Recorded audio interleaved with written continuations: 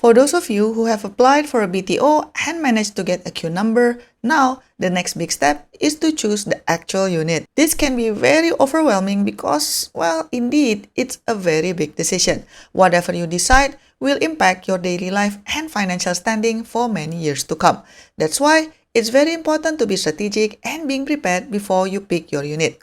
In this video, I'm going to discuss some strategies that you can implement to pick your BTO unit. First of all, I suggest to be realistic with your queue number because in this context, your queue number determines a lot. A low number, let's say under half of the total number of units in the town, means you have a wide selection of units to choose from. You can aim for the high floors, the corner units, and the ones with the best views. But if you get a very big queue number, unfortunately, that would mean that a lot of the good stuff might already be taken. Don't be disheartened though. You just need to be more strategic and make sure that you have a lot of backup units so that when your preferred unit is not available, you are already ready with the next one. And then what needs to be done is to do proper homework before your appointment. Don't just swing it. Don't just pick when you're there. You have to do your homework because again, this is a very big purchase. Like whatever you pick, literally it will define your life. And then remember that especially if you want to sell your BTO after MOP, the potential resale value also being determined by the unit that you pick, right? So don't wait until your appointment day to decide. HDB usually updates the flat availability on their portal so you can see which units are being taken up.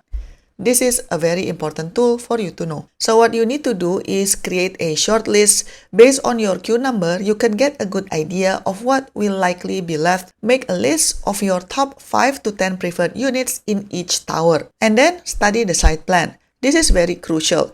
HDB provides the full site plan online, so look for things like sun direction. Units facing the afternoon sun or the west can get very hot, and north-south facing units are generally cooler and have better ventilation. You might be wondering how to check the sun direction. So there are several tools that you can use to check the sun direction, but this is one of the websites that I've used. This is suncalc.org. So what you can do is that you simply enter the postal code of the tower that you want to apply to, and then you pick the date because here you can actually see like how the sun will be for different time of the year. So it's up to that detail. And then as you can see here, and then see north is here and then south is here, and then you would be able to basically do like this. You slide it through to see where the sun is at different time of the day. So this is at 3 p.m., 4 p.m., 5 p.m., etc. So you just do this and then you can check for different months as well, like what I've mentioned before. Yeah, so this is the website that you can use to check the sun direction. Besides sun direction, other things you need to consider, for example, is noise and privacy. Is the unit facing a busy road, a multi-story car park, a playground, or maybe a basketball court or something? Consider the potential noise and lack of privacy. Units facing inwards towards a garden or away from main amenities tends to be quieter, although it's not guaranteed as well. And then, of course, you need to check the proximity to amenities. How close is the rubbish chute? How about proximity to lift lobby? And how about proximity to electrical substation? Being too close can mean more noise and foot traffic. And then pay attention on the wind flow. You need to pay attention on how the blocks are arranged. Some layouts might block wind, making certain units stuffier than others. And then the next one you need to consider is which floor level that you want. Everybody wants a high floor, but they come with a higher price tag. There are pros and cons to different options. So if you pick for high floors, obviously you get the chance of having a better view, more wind, and less noise from the ground. However, you will feel the afternoon sun more intensely, and it can be a real hassle when the lifts break down. And then another option you can go for is mid-floor. Some people, including myself, think mid-floor is the sweet spot because the BTO price is not as high as top floors. It is still relatively easy to sell as long as it's like level 11 and above, and you still have some privacy. it should also still be windy and it's not that bad if the lift breaks down. So let's say if you need to pick a unit from a BTO that has 40 floors, for example, just pick like level 15 plus or 20 plus. Or if the BTO only has like 18 floors because of height restriction in the area, just pick level 11 or 12. I think that's actually good enough. And then how about low floors?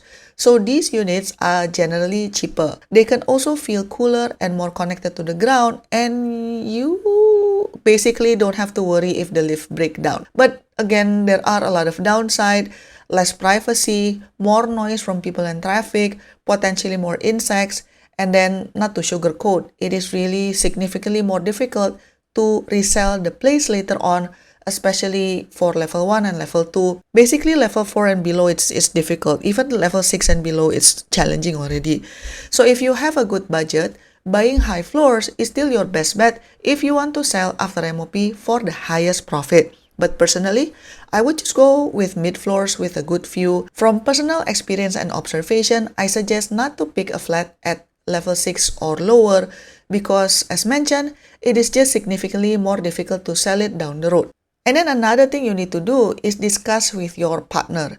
This is not a decision to make alone. You need to discuss your priorities with your co-applicant.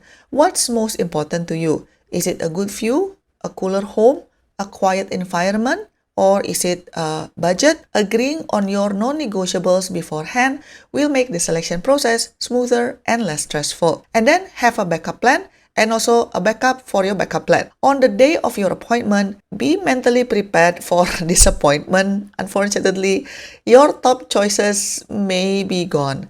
This is where your shortlist comes in handy. If your first few choices are taken, you can quickly move down your list. Having a few different options for different blocks actually helps you to face different scenarios. So for example, if you can't get a high floor in Tower A, for example, then you go with Tower B. Or if you really feel that some tower has really good facing, then you would be willing to not take the top floors, but maybe mid floor is okay. This will help to save you from panicking on the spot. And then another thing that you need to think about is optional component scheme or OCS. During your unit selection, you will also be asked about the OCS. This scheme allows HDB to install things like flooring, internal doors, and sanitary fittings for you. The pros is that it is more convenient and the cost is bundled into your flat price. It can also save you a lot of renovation costs. But the cons is you get what HDB provides and there's not much flexibility. If you want a specific design or a better quality materials, you might be better off opting out and do your own renovations later on. Think about your budget and design preferences before your appointment so you can make this decision on the spot. But in summary, if you have a limited budget, I would say just get the OCS from HDB because indeed, time and time again, it has been proven that taking the OCS from HDB is still more cost effective versus getting it from an ID. Because remember, like interior designers or even contractors, they are a business, right? They're trying to make a profit off you. So it is always cheaper just to get the OCS from HDB as long as you're not too particular about the look or the material, etc. So now, let's discuss what happens if there's nothing left. Of course, nothing is just in air quote, right? So this is the scariest part for those with high queue number. If you show up and there are no units left that fit your needs, you have the option to not pick anything or non-select. But then again, be aware that with current HDB rule, they do have a penalty for non-selection and it will affect your future applications. This is also something that you need to discuss with your partner. If let's say there's no good unit, are you going to walk away or are you going to just bite the bullet? I think it really depends on your personal situation. Are you really rushing to get a BTO, or do you really have a budget limitation that you just have to get a BTO and you can't really buy a resale? So it's really a personal choice. But hopefully with proper research and a good backup plan, any decision that you will make is an educated choice. The key is to manage your own expectation and be mentally prepared for any outcome. Do you have any other tips on how to pick a BTO unit? Comment down below.